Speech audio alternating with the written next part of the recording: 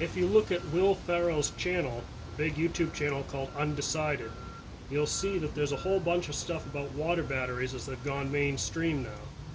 Water can be converted directly into electricity with nanotechnology. I've been working on these batteries for years, and now I use nano-ionic wood and special catalysts to do it. This is what the cell looks like. One aluminum strip, one nano-ionic wood slice, and 2 layers of gray paint on either side. That's got special nano catalyst in it. As you can see, it's the same on both sides, not a galvanic battery. I'm going to add some water.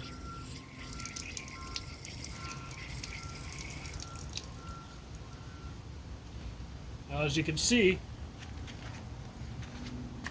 we have a dramatic climb in voltage.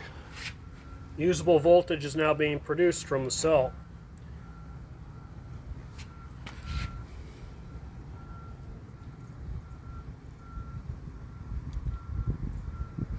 It can be moved around, and when it moves, the polarity changes, unlike a battery. I'm going to check the amperage on it. Very low amperage. Our other cell had higher amperage than this.